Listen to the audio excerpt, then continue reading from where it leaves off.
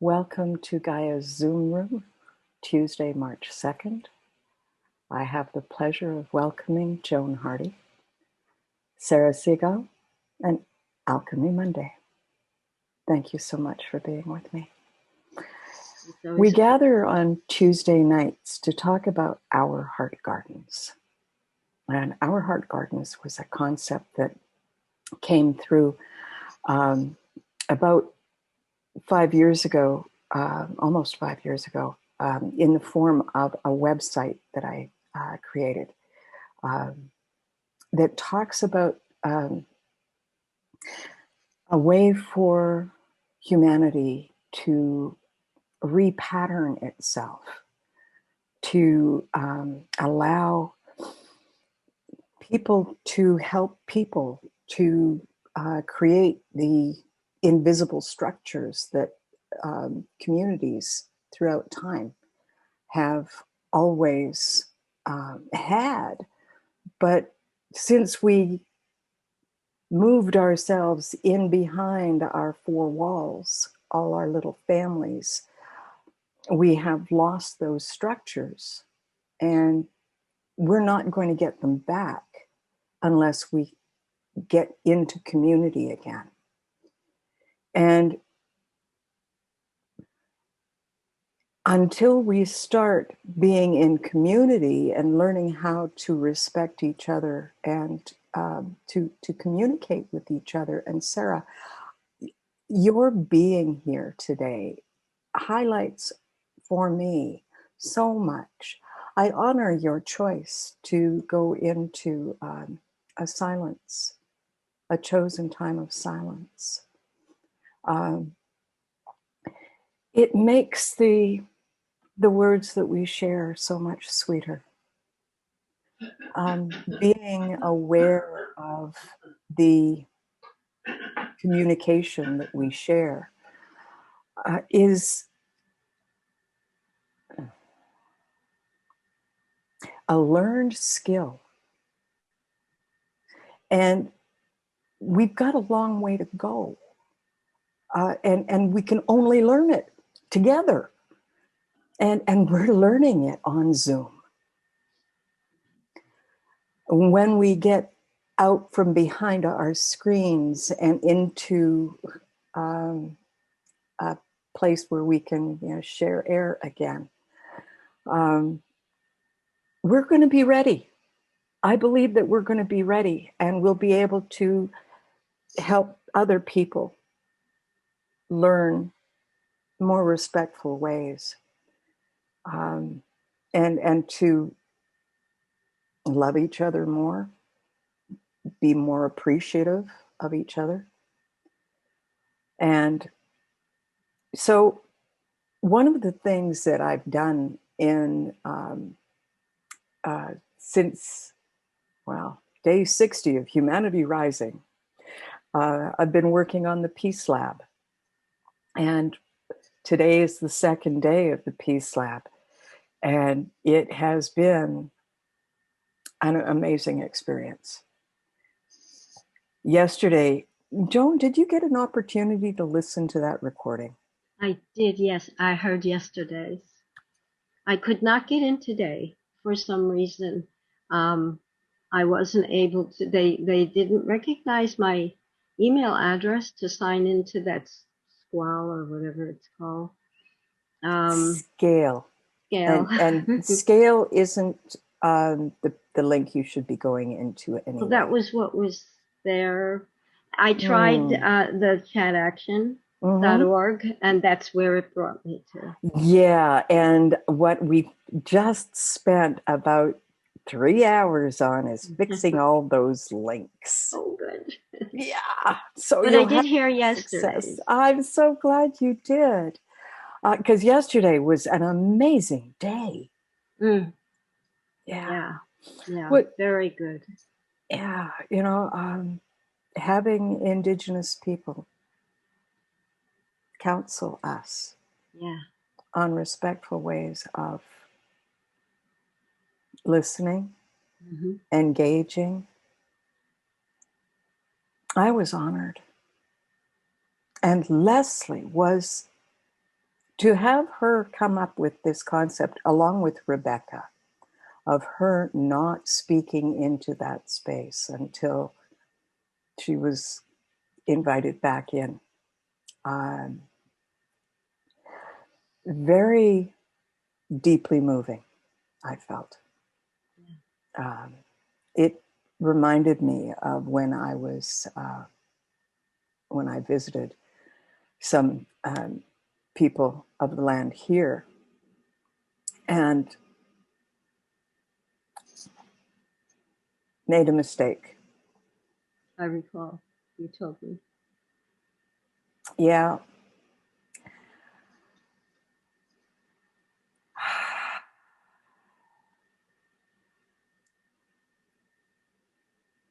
That was hard. And so I know how hard it can feel to be in that position. And I honor Leslie very much for being willing to be feet in the fire. Gosh, more than feet. Yeah. So I'm grateful for that. And so I'm going in on Thursday to do a presentation. Yes, of course, you would like to hear of the mistake alchemy, but I am not free to be able to share that. That is, yeah, thank you for your understanding. So the presentation that I'm doing on Thursday has to do with the intersection of spirituality, reality, and intention. And I've played with some ideas and whatnot, but what I'm going to do is I'm just going to read what I have already got together. And so here we go. That's not where I wanted to start. Where's the rest of it? Oh, it's going to be like that, is it? I've been fighting with tech all day and yesterday, and I'm just going to start all over again with the other presentation because I know where it is and it works. There we go. There we go. Let's start at that top.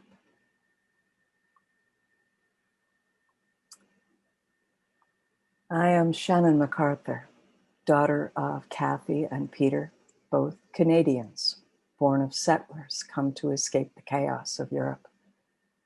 I live on the land of the Secwepemc people at the confluence of the North and South Thompson Rivers. I am a priestess of Gaia. She has gifted me beyond measure, and I am grateful. She named me SonLight sparkling on the waters and inspired me to know Mom, the magic in ordinary moments.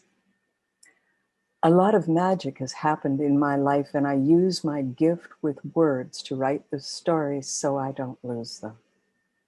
The stories inspire me, guide my path and my actions. I spoke my first prophecy at 9. I told my mom I would get my very own dog later in life, and he would come and find me. He did, 40 years later. He was there when I got my second prophecy, a promise of peace received from Gaia because I invited her to fill in the blanks. And it only comes true if you share it too. At 15, on my knees in the dark by the river, my heart threw itself at the moon and my voice cried, "Help me." Though I had no thought to ask, nor hope to be helped, I was helped. So as I searched for something that the moon might value, my voice said, "I will speak for you when the time is right." Now is that time. 10 years ago, I had a complete breakdown. and a pivotal moment changed my life. As I took a walk from the hospital, I saw a skirt like mine, long black tiered skirt and a black bra tangled in some brush down by a creek I couldn't reach. I leaned against the railing there, breathed, and then spoke into the moment. I said, I don't know what happened here, but I care. If I can, let me help. My steps, led by inspiration, took me to a sweat lodge where I spent a year of Sundays pulling myself together. Then I moved close to my mother and I walked a lot, got off the antidepressants, learned Qigong, and took an Indigenous wisdom course from Chief Phil Lane Jr. The grandmother's circle who've opened and closed for us here emerged from that. What a lovely surprise it was to hear they would be with us for this. I also worked with United Earth. Me and Jan Golding and Robert Schramm wrote the website for United Earth. You'll meet Robert later. We had such adventures together. COM21 in Paris, Synergy Hub 1.0 in Rotterdam, an intentional community brought together by people who spoke in words that sent my soul flying. We spoke of changing the world, and we felt we had a chance. When the year was over and we had to give the building back, I came back to Kamloops, bought a van and hit the highway to visit more intentional communities and shamans and people who give the gifts that they are born with. The project I wrote before Rotterdam was Our Heart Gardens, OhG's. The idea was born from conversations with the one I loved as we sat by the river, dreaming. You're invited on Tuesday nights, 6 to 8 Pacific time, to Gaia's Zoom room at theconversation.cc to talk about grounding the concept. I traveled North America and spent time alone in the desert. Thanks, Ruthie. More stories. I see that now as my life's purpose, offering my stories to inspire you. I told you about Jake, my dog who came to find me 40 years later. Now I want to tell you about my son. He found me 40 years later too. I was 22 when I sacrificed him at birth on the altar of adoption, so he would have what I could not give him. When he found me on Facebook, he had more. He had what I would not give him. He carries my grandfather's name and my brother's. Mom, I am honored and blessed beyond my wildest dreams. I would not have been able to walk my path if he'd been with me. My sacrifice has been validated. After meeting my son on the beach like he dreamed, my mother and I continued on to Haida Gwaii.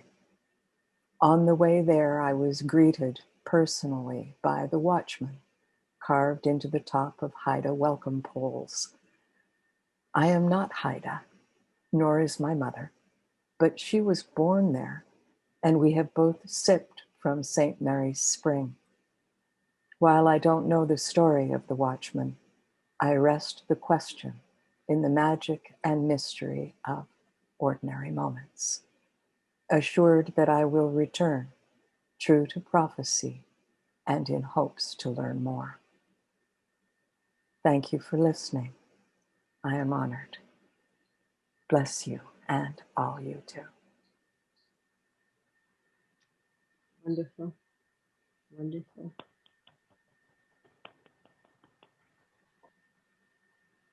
Thank you so much. Sounds very good. Well, I wonder how long that was. I guess I'll have to listen to the recording and find out. Yeah, because it should have the time. Yeah. I guess. So It'll all that's show good. up. Yeah. It'll be good. Well, we just had someone have to back out because of an injury. And so, yeah, so either we're going to have someone invited in, or we're going to have longer to speak. And because there's 13 of us in 75 minutes, it leaves short shrift. Right. And so I'm hoping we'll get more time. And so I don't have to dash through my presentation. And I noticed that I considered making some changes in it in order to better highlight the intersection of spirituality, reality, and intention, to make that more clear. I know, based on what Leslie has inspired in the people in the panels, that it's important to have that the theme of the day be highlighted in what we say. Yeah. And she is doing such an amazingly good job. I'm very pleased to be able to be, flying with her. Thank you, Sarah. I'm glad you enjoyed that. I hope I can get to see today's tomorrow on video. Yeah. Like that. I'm also hoping maybe tomorrow I might be able to be here at 11 o'clock and try to find my way inside. I do kind of need to figure that out. Did you find the Humanity Rising email? Yeah, but some of the situation, for some reason or other, when I tried to get over to the places, I don't know what was going on. Because my experience of getting the email every morning from Humanity Rising, and I do it every day, every weekday, there's a click to join, and it's one click and it opens. And I try to do that, and it's weird because I know that I have gotten things from Humanity Rising, and yet I clicked to log in, and it brought me to that scale place, whatever. Really? In the Humanity Rising? Yeah. That is so weird. Yeah. And then I tried to, like, as if I were going to log in, register again, just in case for whatever reason. And it wouldn't go through. It said it wasn't the right email address. Oh my. The only one I used. But also, it kept just whirling where it said I am not a robot.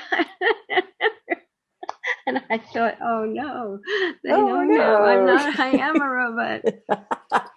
So it's a cog on the wheel. Well, this is because I know it's got to be because last night I happened to see, I don't know, some thing on news from New York where they have a robot dog that helps the police. And they showed the dog. He was a real robot. And he barked and all kinds of things. So I wonder, I thought to myself, the robot dog got into my computer and he's a robot. Well, Alchemy says, have you tried dialing in by phone? And he gives the phone number. No, I haven't. 1669, it's in the chat. 900 6833. And what an interesting thought. I've never had to. So yeah. So Alchemy, you are following Humanity Rising then. I'm glad to hear that. Is that in The United States or in Canada? I would think it would be in the States because it Okay. starts with a one and um, Oh, oh, Canada, let me check. No, no, no, not necessary. I've got my link. My link works just fine. And Joan is in the US. yeah, I'm in the U.S. and my phone is voice over internet protocol and will not allow me to call outside of the country. Well, there you go. Yeah, that may Can be. people outside the country call you? Um, I'm not sure. Whenever we've spoken, it's been a phone that was from that you had in the U.S. So I That's forget. right. My phone is in the US, It's even a if I'm it's a not. U.S. number. It's a U.S. number. That's Yeah. like when I first moved up from Texas. My cell phone was always Texas, so I always had to dial, from using this actual area code where I lived because I was using my cell phone from Texas. Oh, But I and will try and figure out how to get in because I I do want to see that. I really want to. I just noticed Sarah's image that she has that's showing 2026, and that looks like a bouncing beyond kind of a That logo. that reminds me of what you wrote at one point about the future. Does it? Don't you remember when you wrote that thing about the future? Oh, my future retrospect. Yeah, yeah. That's what it Ah, reminds me of. yeah, yeah, yeah. That was. I still love that. You know, to think by 2030 we could have all of those changes happen. That'd be And, great. all we have to do really is decide that we have better things to do than fight amongst ourselves. And I think we've got a really good thing to do, and that is to clean up the mess we've made.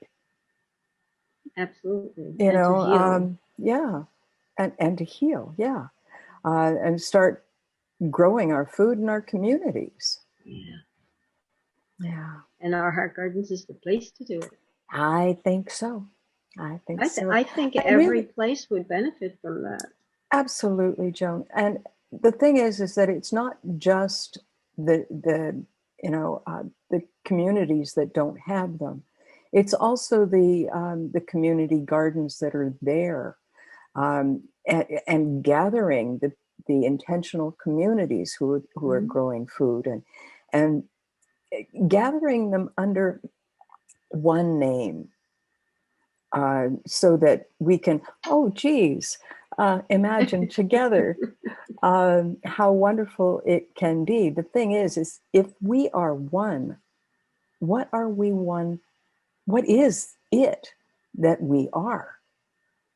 And the next fractal up as um, of the biological that is reflected in the geometrical. With the geometrical, it goes from a single point to 2 points, and you get a line, to 3 points, and you get a plane, to 4 points, and you get something that will actually hold something, to 5 points, which is where we're going next. And thinking of it as biological, you think of the single cell who got together with his friend next door, and they became three, Mm-hmm. and then became plants and then animals, because too many plants create a poison of their own. Mm-hmm. And then animals were created, and now we've made a blinking mess. And so we have to fractal up, Yeah. and it's all part of the pattern that starts from inside. And the image that came to my mind is that of the eye inside each one of us opening up. The eye or the eye? The eye. Good. Good, good, good. Yeah, I like and that I lies inside our heart. it. And the opening up creates another dimension, and we become more multidimensional than we have ever been. And connected. I feel it happening in me. Is it my imagination? It could be in my imagination, but what else is there? You know, where do we start? What sense do we use if it's not our imagination? It is the one thing that they can't take away from us. We have the power of imagination, and we own it. It is all ours. It is littered with the offshoots of society and the teachers we had and the trauma that we've had and all of that. And yet we open a book and all of that falls away. If you're a reader, and I am. It's true. And that's the thing about stories, is that we can lose ourselves in the story and learn from stories. And I believe it is the stories that will get this one we are flying into the future. That's my belief. Yeah. I like it. Yeah. Oh. It's going to be an interesting ride. Getting, you know, we had, you remember Tim? Tim. It's okay. A young man who came in and was on Gaia's Zoom room with me one day when nobody else was here. And I talked to him about our heart gardens. And he's from Germany. And okay, yes. Yeah. And he's deeply disturbed and unhappy. And it was quite a session, trying to soothe him and to lead him to a path where he would be more comfortable. But and even words from that moment could have carried him to another step forward. I would like to think so, but it hasn't happened yet. A lot of that stuff goes on inside of us that we don't share on the outside. Yeah. Yeah. So I wish him well, and I think about the two sides of the question that is going on in the U.S. right now. And all we can do is love them. There's nothing that you can do to make anybody change. The only thing you can do is be true to yourself and speak your own truth. And speak it more. Speak it respectfully and perhaps with joy. I figure if you're not having fun, why would anybody want to follow you? You know? So I really honestly believe that it is my task. Oh, what a joyous task, to be joyful. Yes. You know, why would anybody want to follow anybody who isn't joyful? I don't understand that. On the other hand, I suppose some people feel that they not good enough, and I don't understand that either. My understanding is limited, but my heart is completely unlimited. Yeah. And I will listen. Yeah, right up until I can't anymore. Yeah. Yeah. Sarah, the divine feminine. Yes. She is here. Mm-hmm. That's what this room is all about. And I have a story to talk about the divine feminine and the divine masculine and all of that stuff. When I was traveling up and down the spine of North America, massaging her back with the wheels of my car, I'd come down from Haida Gwaii and dropped Mom off in Kamloops and stayed for a couple of weeks, but always knowing that I was on my way. And was it the first day? I can't remember.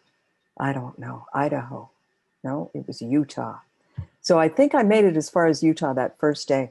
And that was when I started nodding off in the car.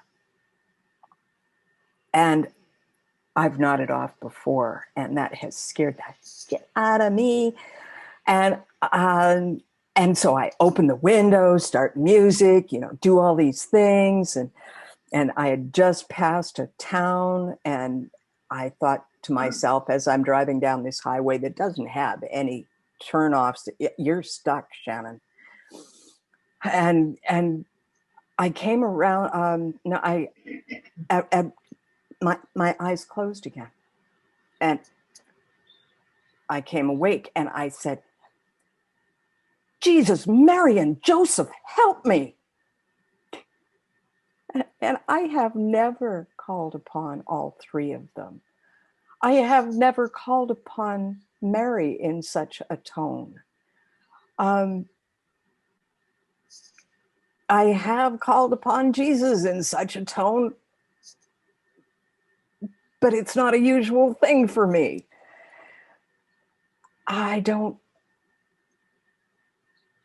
He is not one of my guides, although I follow closely in his footsteps. And so I'm busy thinking about all of those things in my head as I come around the next corner, nice big corner, and there's an exit. And there's an exit. And I look at the sign, and the sign says, exit 13, paradise. Oh, I'll take that one.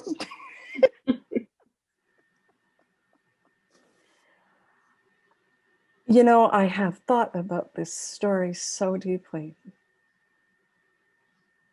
because I went off and I found underneath a tree, there was a line of trees. I found a place to park my car, and I put the seat back and I lay down for a while, and there were a paddock of goats on one side of me, and on the other side there was a paddock of horses, and it's a farms basically all around me, and I just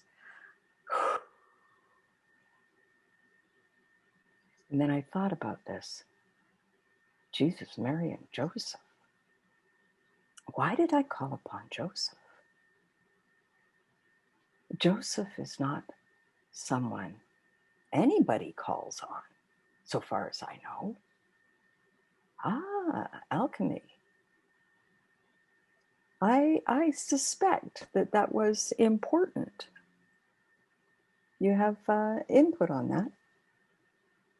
Wasn't he a farmer? Oh, you're going to have to type to us, Alchemy. Your sound is not good. I'm sorry about that.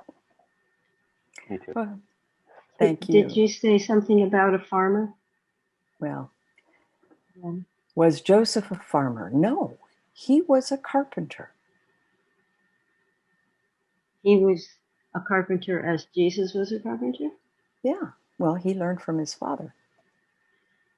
I didn't hear what he said. Sorry. For some reason or I'm other. looking at the chat. Alchemy said, was Joseph a farmer? Yeah, that's what I thought I heard. Okay. Yeah. And no, he was a carpenter. And the reason I feel that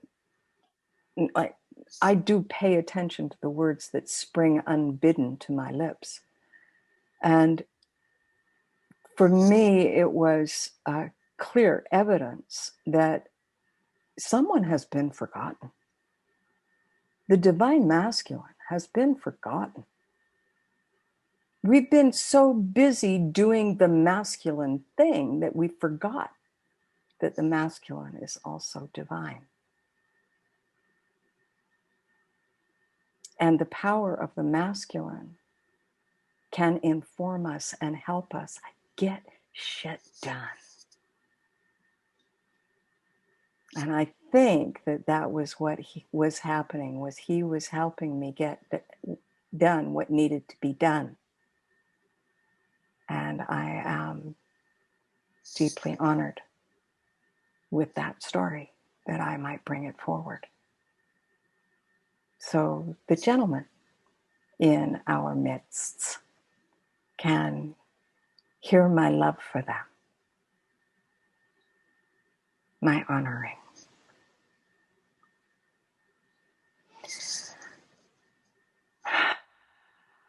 Couldn't do it without you. Don't want to do it without you. And I am grateful for you.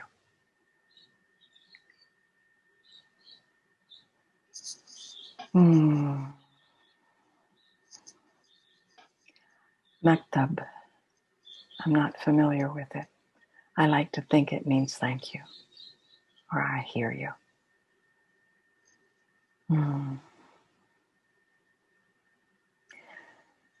It is written. Ah, interesting. I would like to know where. Everywhere? Oh, well. When I think of whether, I don't think of it in terms of divine specifically, but what I thought of when you talked about that was the fourth major arcana. The builder. As the Empress is the divine, well, feminine, the priestess and the Empress both together. Yeah. And the four being the emperor. Yes, absolutely. Yeah. And they are the people who get stuff done. Yeah. I mean, that's what the emperor is all about. Yeah.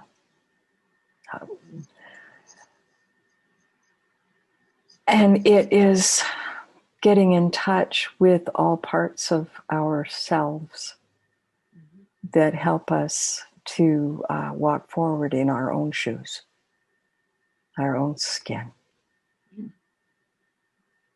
Yeah. Interesting.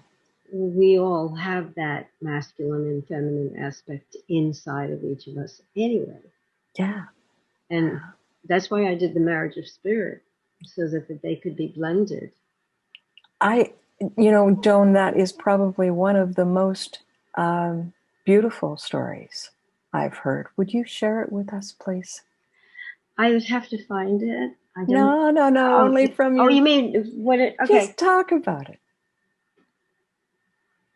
Years ago, I was doing meditations and working with other people who shared my path as well. And I went to a place which was women's circles, actually. It was, where women were for a week. They spent time in a a camp and conference center. And I learned about ritual.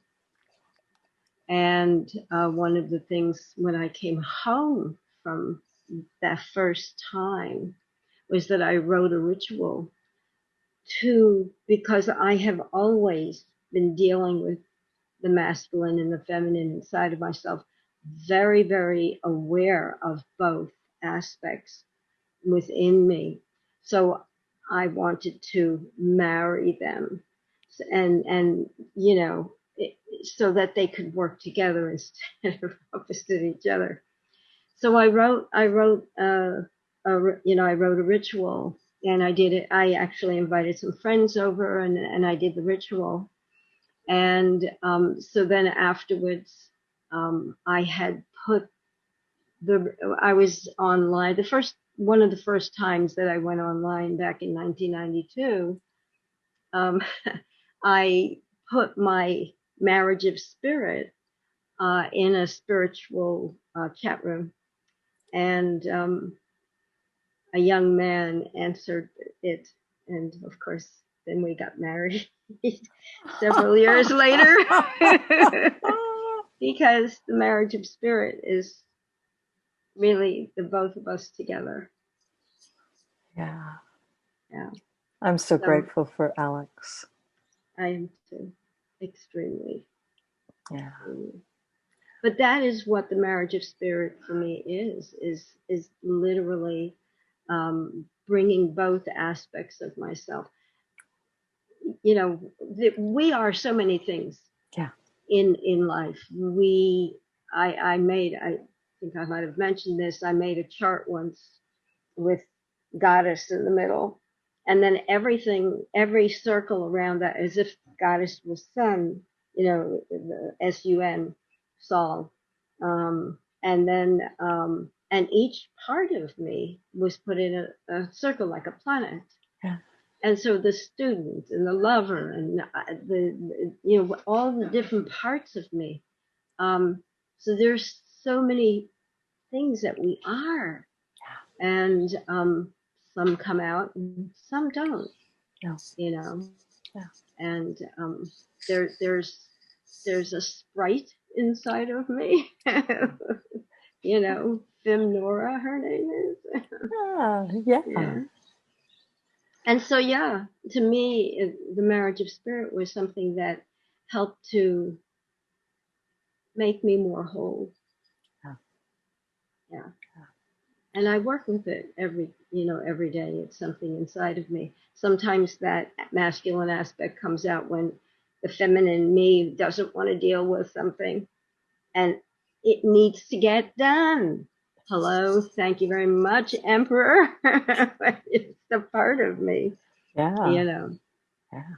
But then there's the caretaker, to me, which could be feminine or masculine, but it happens to be the feminine part. Yeah.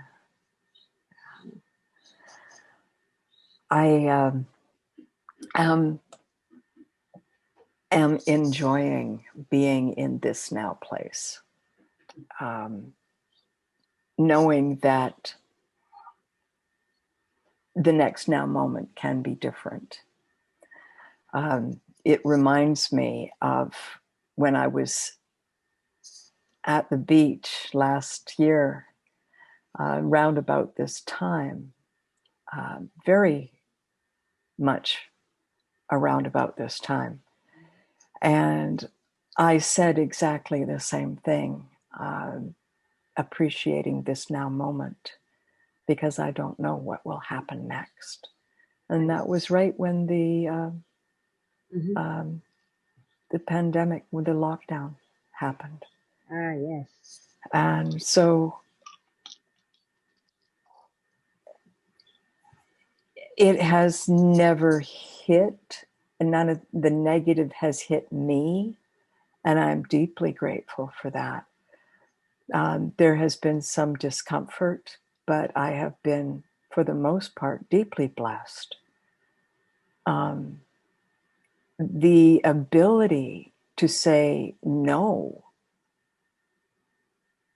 has been given to me, it seems. It's an agency that I didn't feel I had before. Um, you know, everybody, it seemed before that everybody was touching everybody else and invading spaces, and you know, you kind of put up with it because it's the accepted way of being, and it's like, now it's not. And I'm enjoying not, you know, bumping up against people all the time. I love people, but you know, I I think about, you know, Victorian times when they used to walk in the park. They every night they would go out for a walk in the park. The whole family go out, and they would tip their hats. The gentlemen would tip their hats to the ladies, and there would be this space, but an honoring. And it's like, I want to get back to that. It was it was beautiful. It was graceful. It was respectful. Um, it just seemed like a really pleasant way of interacting. And well, wouldn't that be nice? It would be. I actually pictured something from a movie when you're talking about that. But this wasn't you know, like, you know, back in Victorian times, but it was in this particular movie there was a young man and woman, and they were walking in perhaps in a park or somewhere like that, and there was an elder couple walking holding hands, and it was back. It brought you back to a time when you know, just like the what what was very much more sacred in terms of um, relationship to the person that you're with. And you know, as a young person, we used to be able to learn back in the days. Used to be able to learn a lot because we were all together. There was grandma and grandpa. There was mom and dad. There was brother and sister, and that's something that so many people don't have anymore.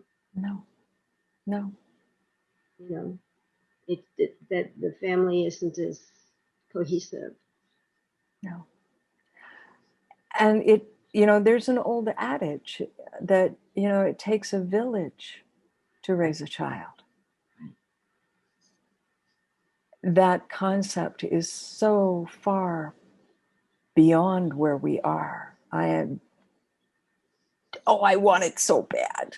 I mean, I would love to be able to spend some time with some children, but I don't want to keep them. In Israel, on a kibbutz, Yeah. The children are raised by the older people, the elder people in the kibbutz. It isn't, you know, like, you know, the children are with everybody. It's a really beautiful concept, a communal living type of situation. Yeah. Well, it's kind of, yeah. So Our Heart Gardens is kind of a communal idea. Yeah, And, absolutely. and and yet, you know, I'm not saying come out of your homes forever. I mean, do have your your four walls to be in your private spaces. I mean, there are so many of us. If we don't have private spaces to go to, we'll never get away from each other. And we need to have those places that are small, or at Yeah. least private. Hmm. Um, But then you can set up in a place like our Heart Gardens, places where people can go and have the silence and the peace that they need to just sit or to think out what they need to think about, or to, you know, try and heal inside quietly. Yeah. And then there's the other part of that where the people are working together. Well, that's why I see the idea of, repurposing malls as being the best idea ever, because it's big enough so that you can have quiet spaces and you can have the rowdy places. And there are enough malls in communities that have been shut down. Yes. And they're not Probably. being used, and Right. they need to be used. We cannot just abandon these resources, and we've got people living on the streets. They need shelter. Absolutely. Bring them in, give them something good to do with their hands. Yeah. Even, transplanting little seeds, the idea. I've got a company here in Kamloops who is hydroponics, and they create the young baby greens. Right. Yeah. And I have contacted them, and we've had a little back and forth, and so I'm building the relationship, and so I've got a draft on my machine here, and I'm looking forward to sending this off. What I've got this idea of using the cattails to grow the roots into a form like a potato patty.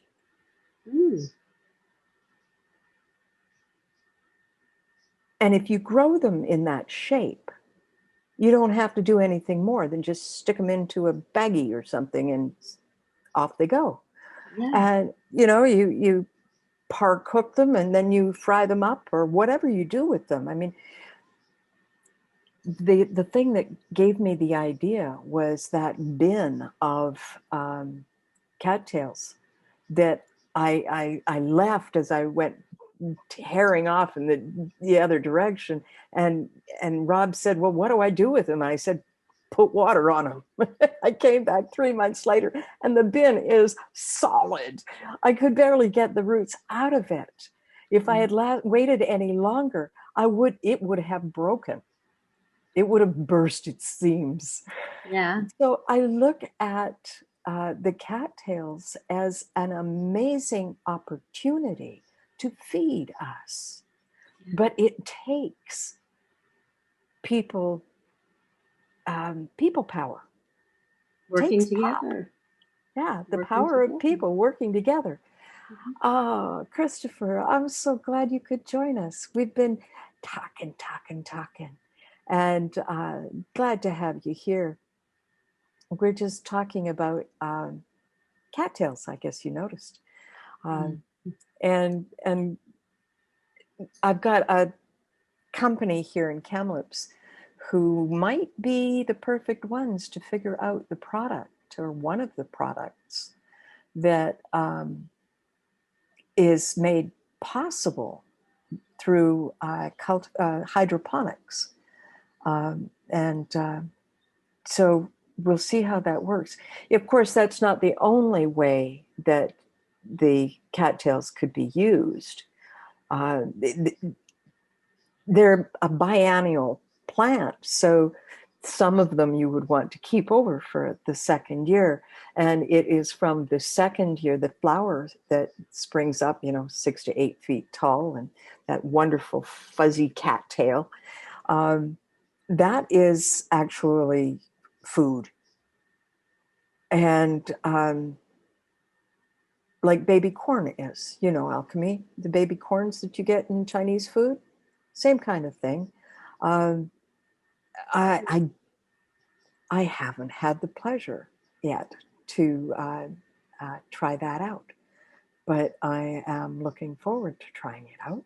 We'll see how that happens. You put your desires into the stream and say, "Here, make it happen." And if you put enough boats down that little stream, enough prayers down that stream, it'll come.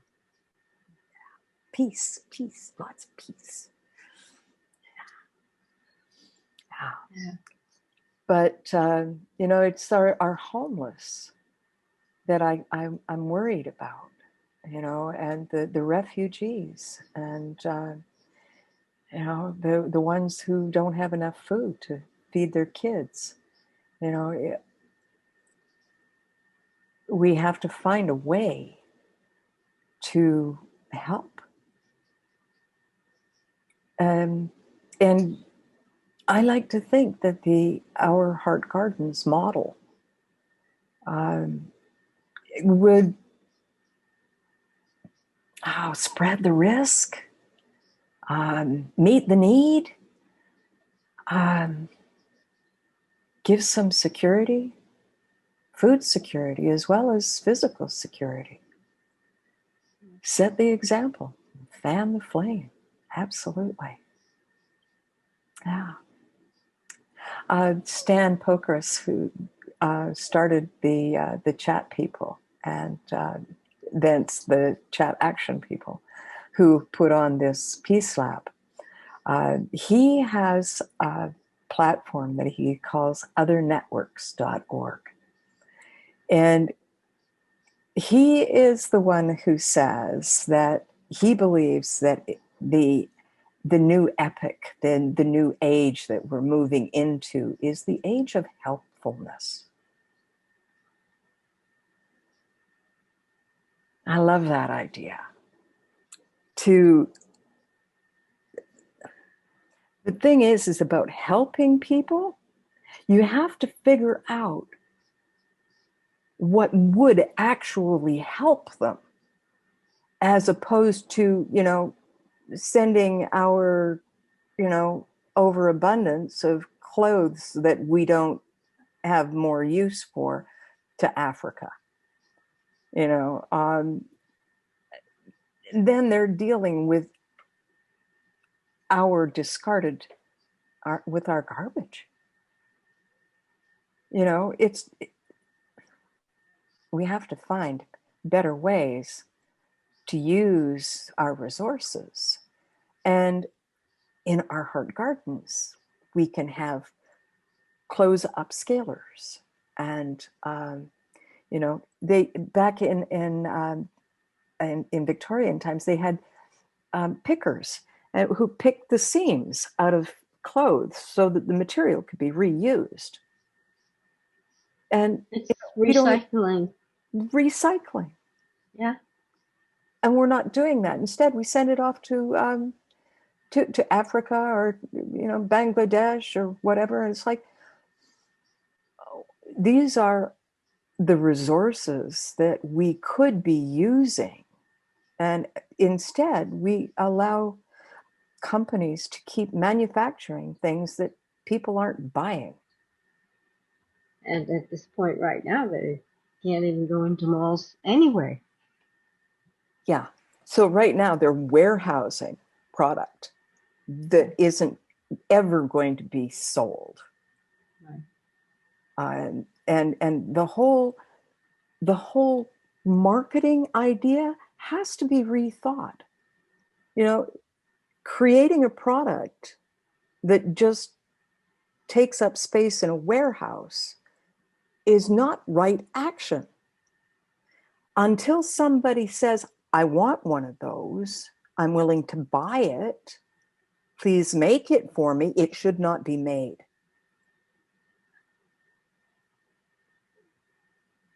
I'm willing to hear arguments on that. Well, that's where you get people who are willing to, that's where you get companies like, I'm not quite sure entirely if all of them are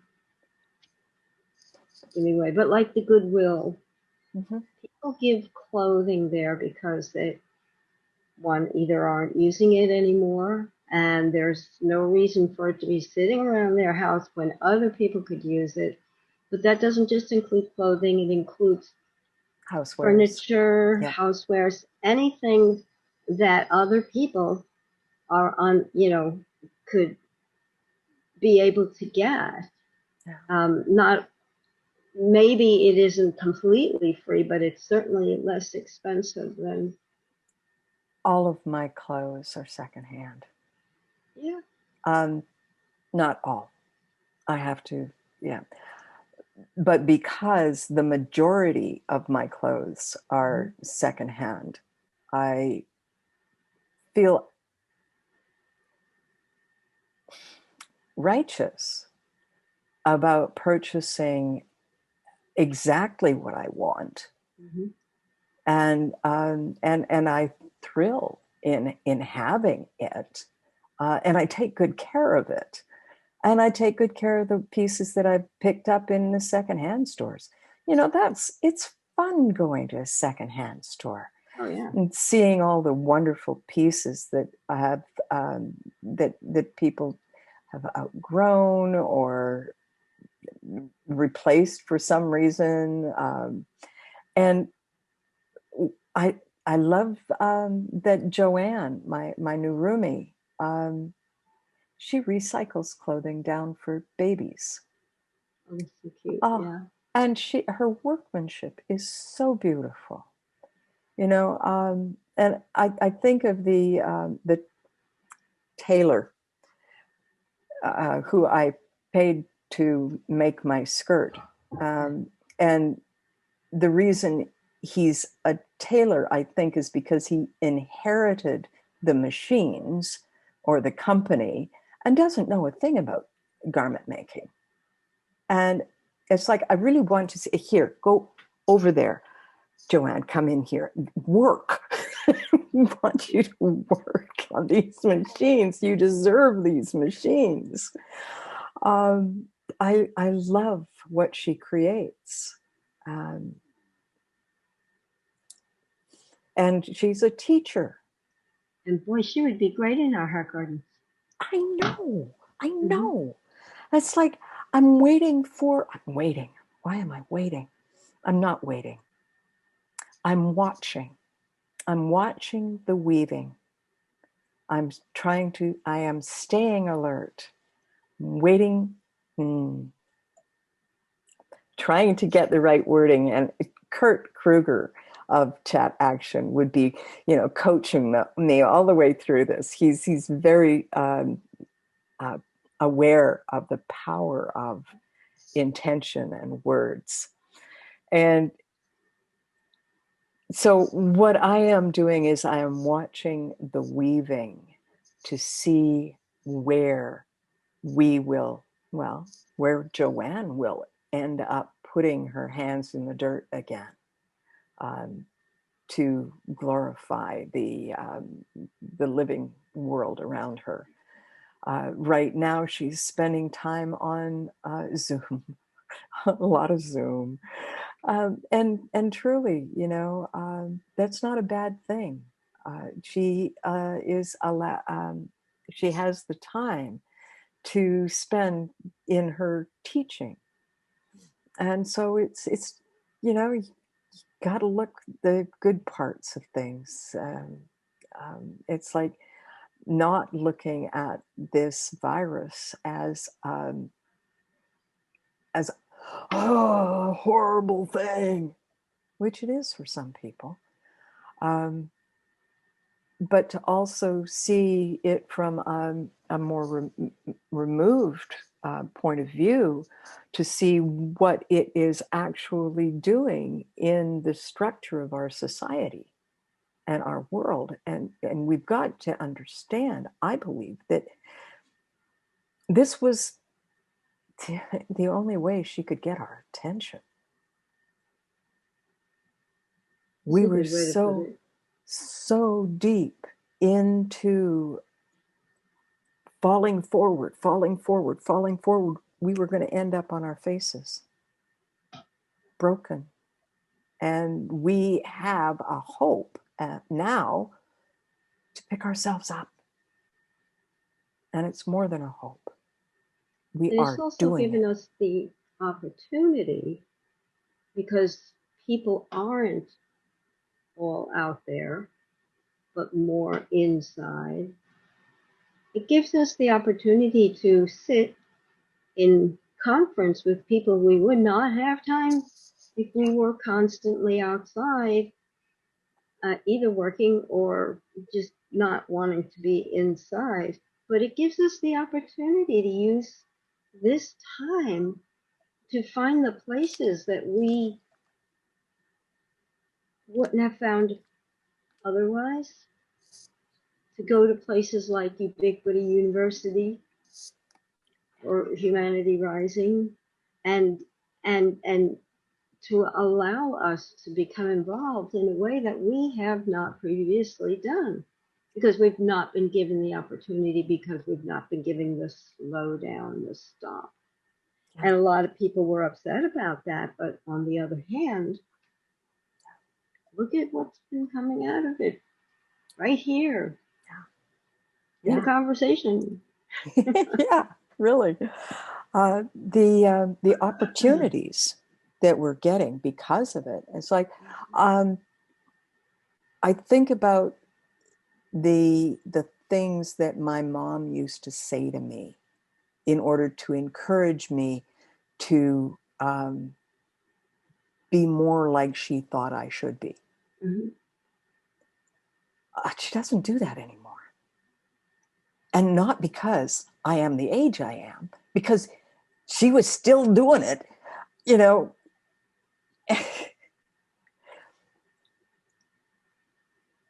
We have been given the opportunity to make our own choices a little bit more clearly, given new parameters. How do we fit into these new parameters? And how do we change the parameters? What are the new rules of the game? And we're learning, and I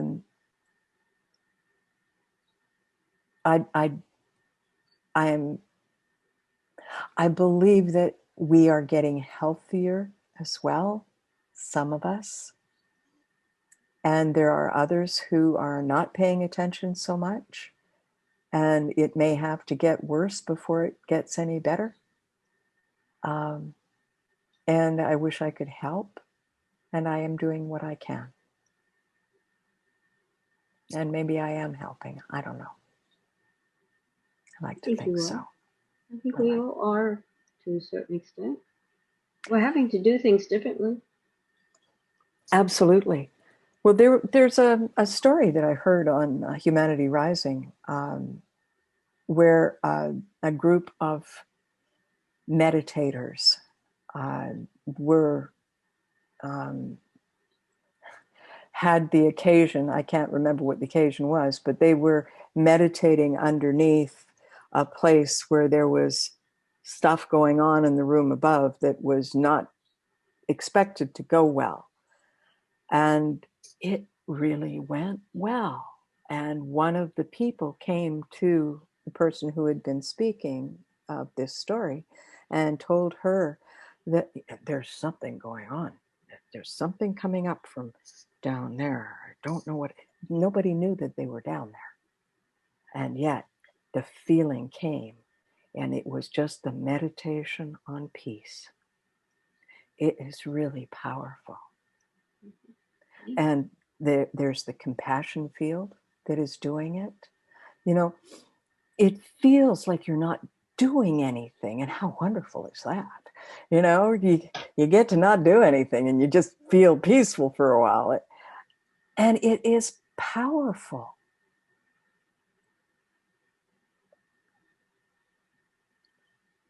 A single person has little hope of changing the world. But we can change it together.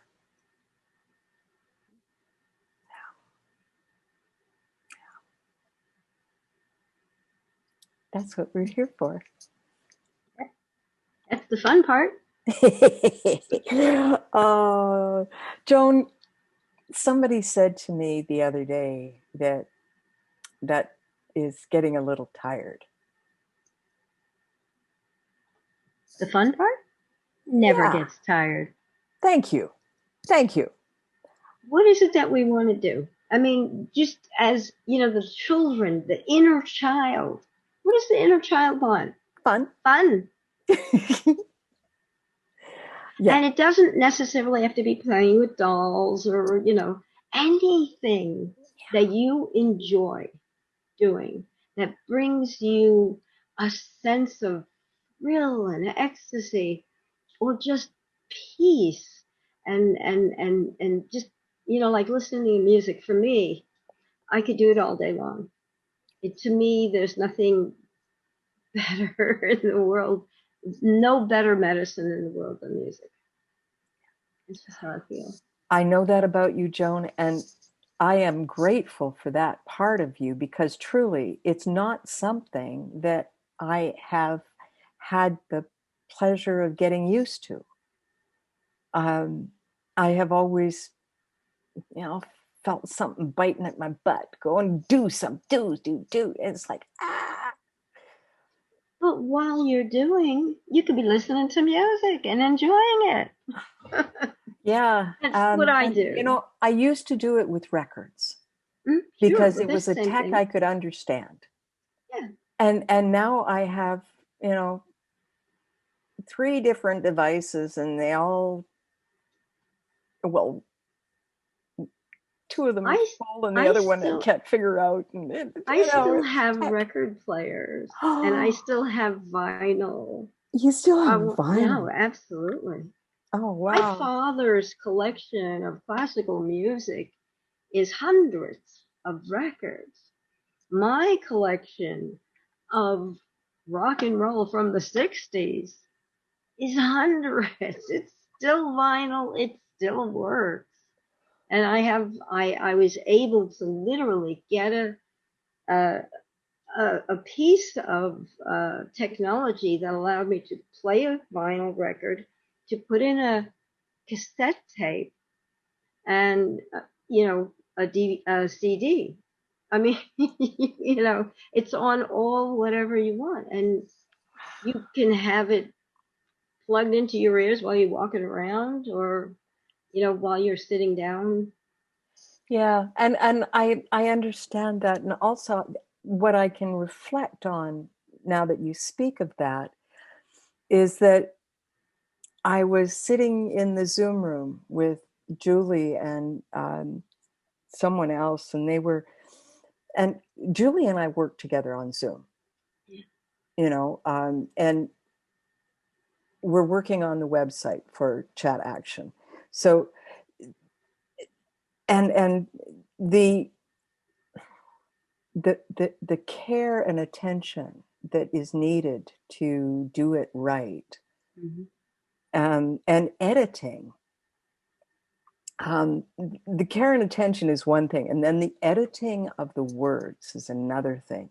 And what I found was that when I edit, I hear the words in my head, and their conversation drove me crazy. I had to turn them off.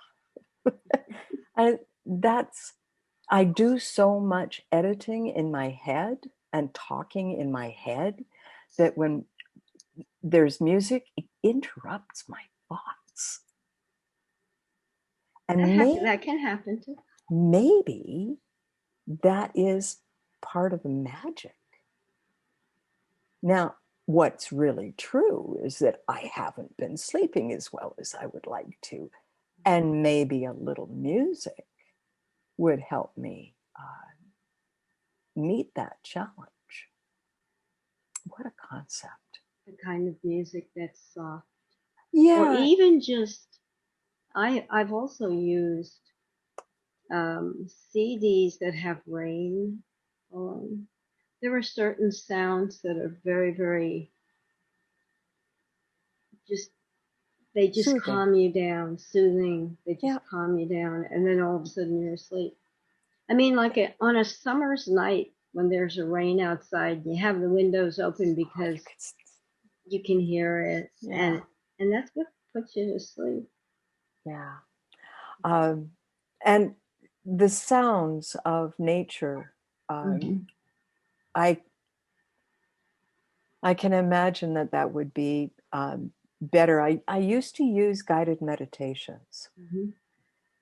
And there came one day when I was doing a guided meditation, and the person said something. My eyebrow went up. And he had a nice voice, and so I continued and thought, the aberration. I can get past that. So I'm in my head again. And he said it again. My other eyebrow went up. And I said, if he says that again, you know what it was? It was marketing. You'll have to listen to this recording over and over and over. Like, no, man, I ain't doing it your way. Right. And the next time he said it, I shocked my mother, because she was out in the living room and I was lying on her bed, and no, flip the headphones out of my ears. And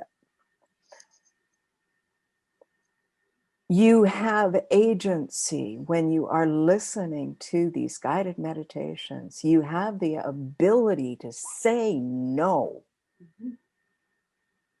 Just like you have the ability to turn a channel when you don't want to watch what's on. Absolutely. Yeah. I mean, we don't have to sit there and watch or listen or whatever to what we don't. That's not bringing us what we need. We find the things that we need, and we put those things into action in our lives. And if we can't figure out where to find them, we can ask. We can always ask. Oh yeah, because people share. Oh, I had this, like I did with you, and I gave you some guitar, and things like that. You said you liked them, those kinds of things. Various things in life we can share with other people. There's nothing more wonderful than sharing something that thrills you and could possibly thrill another person. Yeah. Well, intentional communities. And I've lived in a couple of few. And one of the things that we have had difficulty with, and they do this in permaculture, and I really appreciate the practice, and that's wants and needs. No, wants and resources, or needs and resources. That's better. Needs and resources. I have this, I don't have this, and I want some. And when people come into intentional communities, Mm-hmm. quite often I've noticed they don't actually bring all of themselves into it. For example, a young woman in Rotterdam came in from Germany, and 3 months later, I find out that she was actually raised by a family who had a hotel. And so she knew how to run a building like we were in, Mm-hmm. but she didn't tell anybody. And so we struggled along without the information. I am not going to make her wrong, because she was traumatized by a lot of it. Mm-hmm. But by sharing, this is a knowledge I hold, but I have this problem that goes along with that, maybe we can work something out so that I can have your knowledge and get shit done.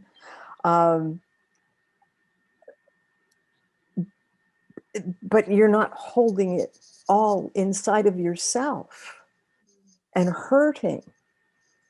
and seeing things undone that you know that you could do. And each time you look at that, you are reminded of the trauma. If we just talk about these things, we can untie the knots and free the wisdom and the knowledge, and the angst can be relieved. Now, we can tease out these little knots that have us bound up like bindweed. But you went through a situation and saw something, and so now when you're in another intentional community, you've got more information with you, more experience with you to be able to help, you know, where you didn't know what to do or couldn't figure out what to do before. I'm grateful for the knowledge. Right. I'm grateful for the experience. Yeah. That the experience of being in Rotterdam for that year, that was the thing of dreams, you know. And there was that one dream that I had that I remember having when I was back in my teens, you know, and it didn't make any sense at the time because I just wasn't the right age or something. And it was this feeling of being in an old university and having, you know, the authorities were going to come and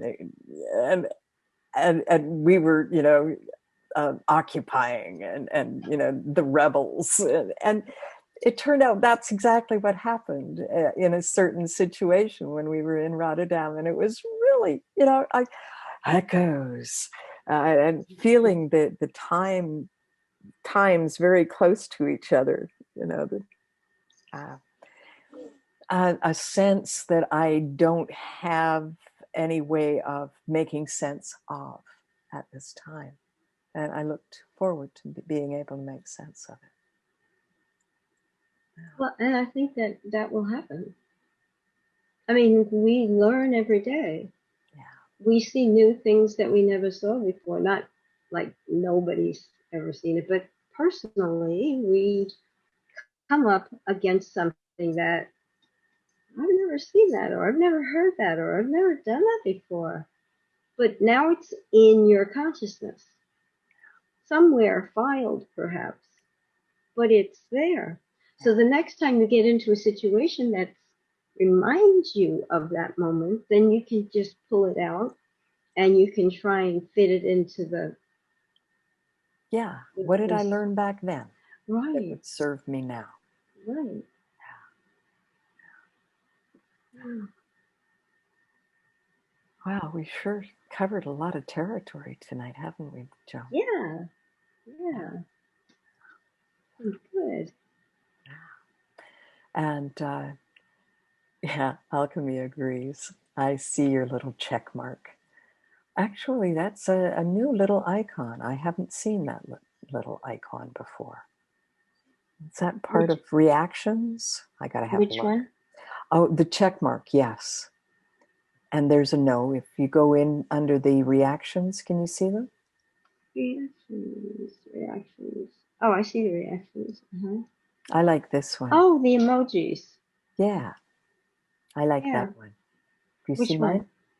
Oh, yeah. You know what? I never even saw the emojis before. Oh. I didn't know they were there. Yeah. Oh, nice. I don't know what the slower and faster is for. Which one? Slower and faster. Oh, where's that? You're just the man. What is the slower and faster for and under the reactions? Do you know? I honestly have never used it and not seen it in use, but I think what it is. Sorry, can you guys hear me okay on this? Yeah. Yeah, I can hear you. Yeah, I think it's basically saying, you know, you're speaking too quickly. Can you slow down? Maybe it's to take a. That's what I was thinking. I mean, I could be wrong. Am Although I talking up would be slower? weird. So you're speaking too slowly. Well, I figured I'd try the slower. I don't see that. I don't see that in reactions. The slow, But why would fast you and want? slow. Do you notice any change in the sound of my voice? It doesn't change anything in the voice. I don't think it actually. I don't think it actually changes it. It's just Oh, it's a visual cue. alchemy. Thank you, alchemy. Okay, so it is like you are talking too fast or you are talking too slow. Please, for me. That's nice. Yeah. Yeah, we'll have more of those. Gosh, I didn't even know that it was there. Well, you know, There's so much I don't know about we this. are exploring our environment together. Yes, we are. There's so much about this that I'm like, I've never been in there. I don't even half the time know that I'm muted when I come in. But that's only because it's like not showing on my screen until my cursor goes down there and then I see, oh, yeah, I'm muted. That's cool. Ah, alchemy, I can see you. Yes, you can see me too. Okay, good. That's good. Yeah. That's good. Let me just Yeah. check the time. Okay. Oh. No, that's good. I did 20 minutes and then I'm off to feed.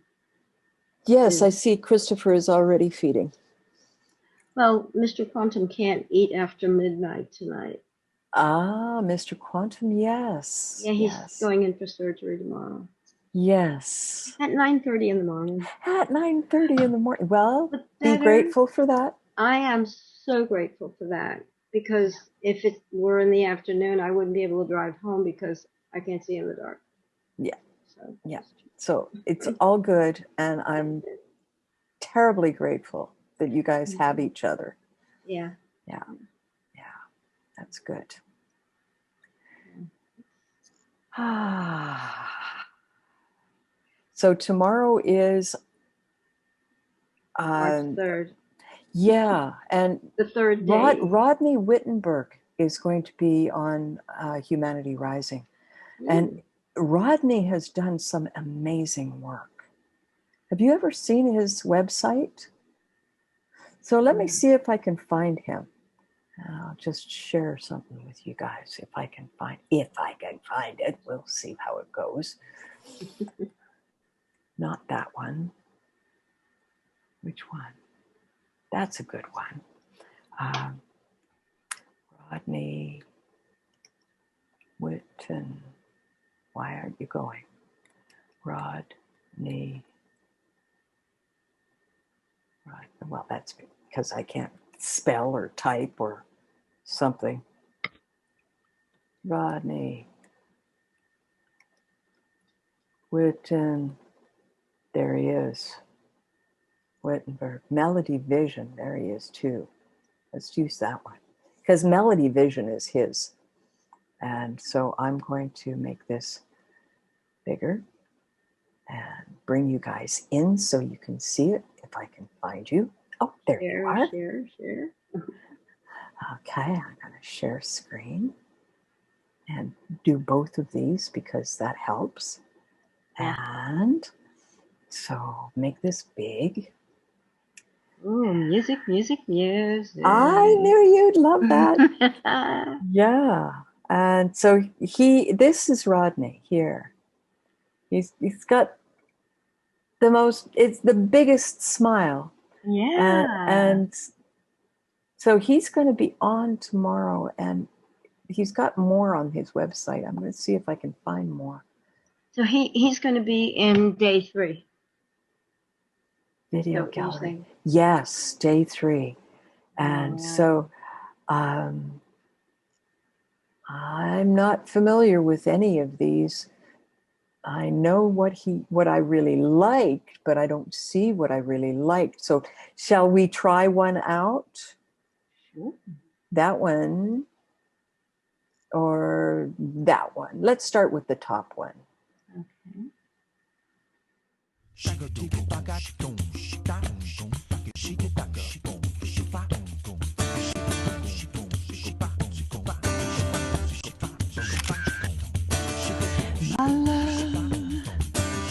My must be a kind of blind love. I can't see anyone, anyone but you. Are the stars out tonight? I don't know if it's cloudy or bright. I only have eyes for you, dear. Oh, the moon may be high, but I can't see a thing in the sky. I only have eyes for you.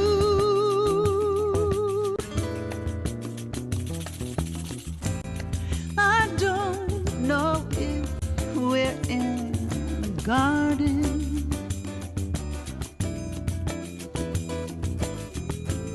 or on a crowded avenue. You are here, and so am I.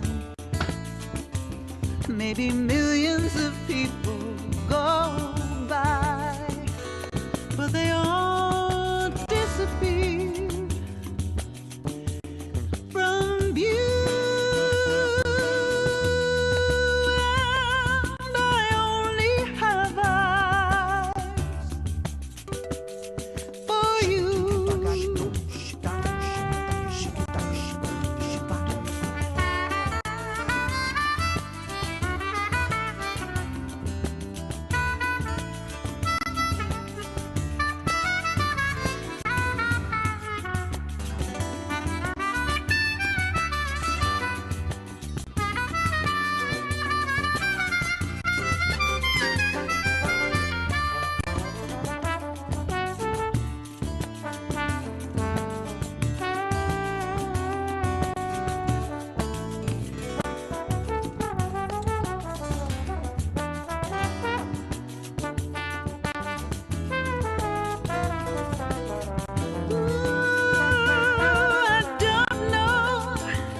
I don't know if we're in a garden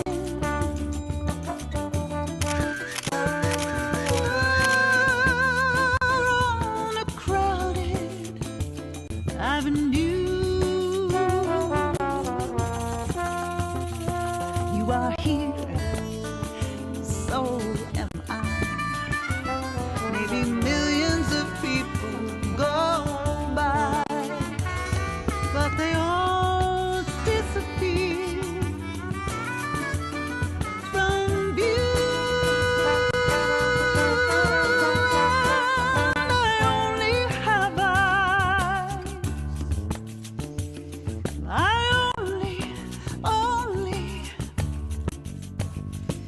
I only have eyes for you. Oh, for you. These eyes have seen a lot of love, but they're never gonna see another one like I have with you, baby. You're much too good to be true. I can't take my eyes off of you. You're much too good to be true. Can't take my eyes off of you. Only have eyes for you.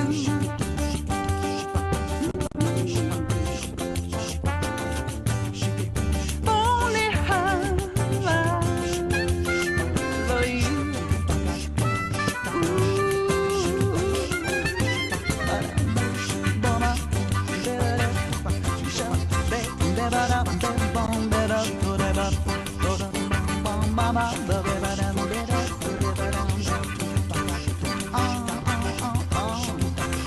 Ooh, baby, baby, baby, baby, baby, baby, baby, baby, baby.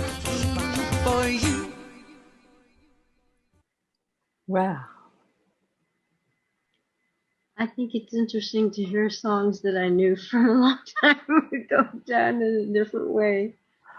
I'm really impressed. Yeah. Yeah, that was one of the best. One of those lovely songs that are all so schmaltzy and Yeah. yeah, but That we grew up with. yeah.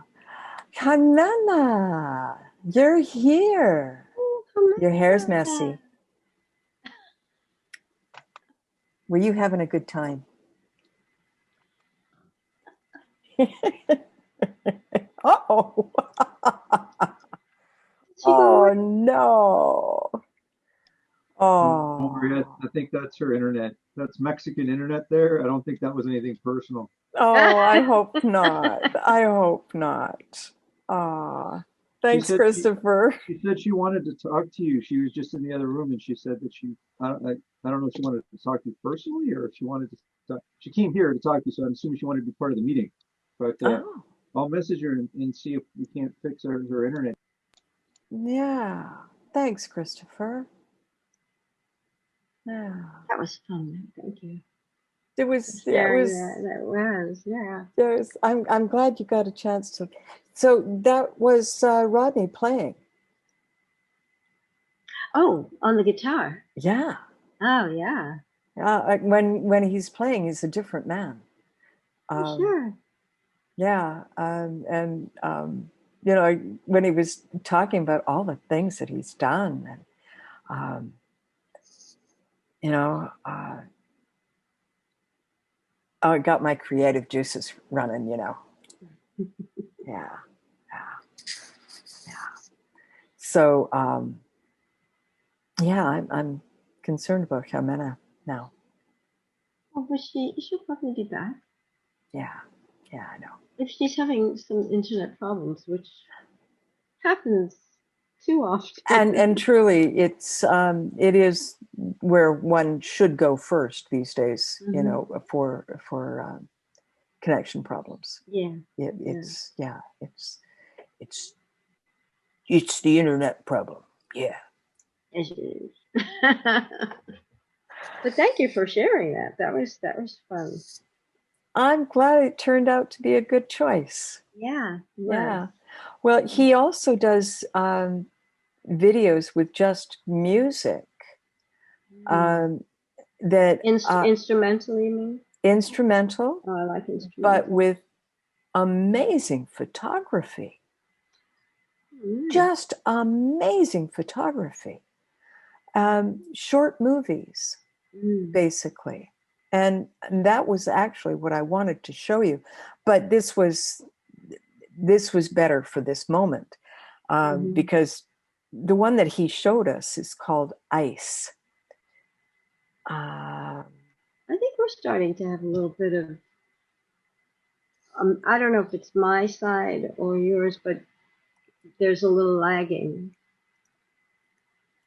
I don't know if you're seeing that or hearing that.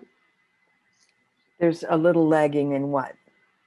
You were just talking, and you know how we often have that, like, we freeze, you know, but you weren't actually freezing so much as just it broke up a little bit. Yeah. And maybe it's just the internet in general. Or specific, you know, I mean, who knows? Sites. Because it's all about bandwidth and stuff sometimes. Yeah, I know. It's different territory. It is. I know the word, but I don't know very much more. Yeah, it's the imagination, you know, it's rough territory. Very. Yeah. So I think it's time. Yeah, I'm gonna go and get some food for Alex, and he's going, yay. Oh yeah, he's going to enjoy it for sure. Well, yeah, because you know you can't have anything after midnight, and you can't have breakfast. And he is going to close your ears. He's going to feel so much better in 3 days. Oh, thank you for saying that. He's going to He's gonna. Yeah, because we were wondering, how long is the recovery in terms of soreness or discomfort or eating, being able to have something more solid than liquids. Although he actually found something that he loves, which is the Italian ices. Oh, good. And yeah, he's like, I love the Italian ices. Oh, and he's very happy about having that in his life now. yeah. Which he didn't have before. So these traumas are here for yeah. something. Yeah. But I was thinking of, like probably the first couple of days are going to be kind of liquid diety type stuff. But if he can Haven't they given you the diet yet? No, that will be given to us when he is released tomorrow afternoon. Oh. And I go pick him up. You can't go shopping. You can't go shopping while he's in there. The thing is that I think most of the liquid diet could be more like he could have a boost or he could have a smoothie, because I have tons of fruit, and I always have 4 containers of almond milk in the refrigerator, because I know we run out of it really quick. So, and with just whatever he can eat. And also and much as I would never do this lately, I haven't done it for years, just because it's difficult to make chicken noodle soup when you haven't got the chicken. But a soup like that would probably be beneficial as well, or any kind of broth. And I do have the broth. Good. But just anything. A cup of broth. Yeah. Yeah, very comforting. And teas. Probably because I have lots of teas. Yeah. And lots of love. Oh, absolutely. Absolutely. Yeah. And music that he can listen to. Yes. We listen to music in the morning when we have breakfast. And do you want that? To music. Do you want that link? Oh, yeah. Yeah, I can make that happen, because that was fun. You can play it to him. It was. There you go. Oh, thank you. Yeah. Let me just put that in, because I like to put it in, what do you call it? A notepad, because then I can put it into my playlist and stuff, or go to YouTube. I was really impressed with her arrangement. Yes. That was a beautiful arrangement. Yeah. There's some songs that come from a long time ago, and then you hear it done by a new person. Like, for instance, I grew up with To Stir With Love. Yes. And Lulu singing To Stir With Love. And then some years later, you know who Katie Segal is? Somehow she was on a show that I never watched, but it was she played the mother, and it was about a family, and it was kind of a sitcom.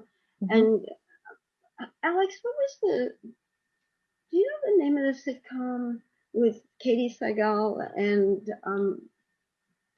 I know you knew it once. You told me the name once. I can never remember names. Huh? Katie Segal is the mother and father and kids. It was a sitcom. And that's the best I can do. But anyway, Katie is a singer. And she did a version of To Stir With Love. And I was blown away by it. She is so magnificent. And she's done A Bird on the Wire is another song that she did. I don't know if that's been done by other people, probably. But just, when I love her. I think she's magnificent. And I met her, meaning I saw her for the first time in a show that, she was in Sons of Anarchy, which I happen to watch because I do. But anyway, Katie was a main character in it, and then she, some of her songs were in it on the soundtrack, and I was Nice. like, oh my gosh, she's fabulous. Yeah. It's really lovely. Neat. Yeah. Neat. So it's fun to hear things redone. I often kind of feel like nobody can do, songs like, for instance, I have a really difficult time with somebody doing a song that John Lennon did because of my growing up as a Beatles fan, as seeing the first concert I ever went to, other than Pete Seeger, was the Beatles at Forest Hill Stadium. I was 14 or 13 or something like that. And I mean, that was like an amazing concert. So I grew up. Agrees. Yeah. All right. I mean, I was just so Beatlemania. And then I got to see him in Shea Stadium. But then the first Madison Square Garden, because I grew up in New York City, concert that I saw, first time I ever saw Jimi Hendrix perform, and it was amazing. So amazing. Oh, Joan, I wanted to be you. Well, I really, honestly, just we had the World's Fair was in Flushing Meadow Park, and in Flushing Meadow Park, they had different pavilions, and after the World's Fair was over and years later, they began holding concerts in the New York State Pavilion. So I was there for Santana and so many different concerts that came out of that pavilion that was just so amazing. And, I just was thrilled to be able to be part of that. I saw Santana once. Oh gosh, he came to camps. Oh my gosh, I was blown away. Yeah. Oh, and even today, I just love his music. I oh my gosh. Oh yeah. I listen to him all the time, and I listen to everything all the time. I do. I listen to music that most people think, well, if you only listen to heavy metal, or you listen to something else. But I listen to Al Benoni and Pachelbel, and I listen to Glenn Miller, and all of those people. Alex is the person who got me into big band, because he's a very big band person. Yeah. So it's wonderful. I feel very, very lucky to have been able to experience the music the way that I did. I was able to go to places down in the village because I lived there, to CBGB's, and which was an amazing place for punk rock and like that. Oh, and I got a chance to. This is so exciting. Because for a short while I was publishing or doing. I published a music magazine, and I was doing interviews with people, and I got to actually sit in Joey Ramone's apartment with him and do an interview with him, and it was so amazing. It was just, and the Ramones is one of the songs on the I Believe stuff. Yes. I was like, yes. So it was wonderful. Well, I love that playlist. I'm so glad that you gave me the music so I could pull that together. Oh gosh, yeah, it's wonderful. And here's a little secret of mine. When I was a young teenager, I literally called on the phone because people didn't, that was the only choice. One of the Young Rascals, and I had conversations with him on the phone various times, and it was like, oh my gosh. Groupie, you. I was such a groupie. He was good. He was the drummer, Dino Danelli, and he was lovely. He was a lovely man. Oh, that's wonderful, Joan. Yeah. Oh, it sounds like such wonderful memories. We've got to walk down this memory lane a little bit more. Absolutely. Yeah. Absolutely. Yeah, that sounds good. And I have one note for you. Yes. Oh, thank you. We can do Thank better you. than that. Thank you. You're yelling at your gong. I do have something else I'm going to get that reminded me of it. I was talking to my friend Judy, and I heard a gong kind of like sound. I said, "What is that?" And she said, "It's a ship's bell." I said, "A ship's bell?" I said, "In your apartment?" And she said, "Yeah, I have a ship's bell. So I'm going to go get a ship's bell." Of course you are. It's so I beautiful. I absolutely believe that. Yeah. May you Anyway, have your ship's bell without delay. the sound of a bell is just amazing. Wow. Thank you so much for coming. Oh, it's wonderful. This has been so fabulous. I love you. Hugs and hugs and hugs. Mm-hmm. And it's great to see you, Christopher, and have you be here and share time with you. Yeah, totally awesome. Sorry, I missed the first part. Yeah, well, there's always next week. There you go. And it's not even going to be next week. It's 2 days from now. And Well, that's right. Yes. Yeah. Priestess of Gaia. Yes. Yeah. All right. Take care. Be safe, everyone. You bet. Kisses, And love, you too. hugs. Love to Alex. Thank you. Thank you.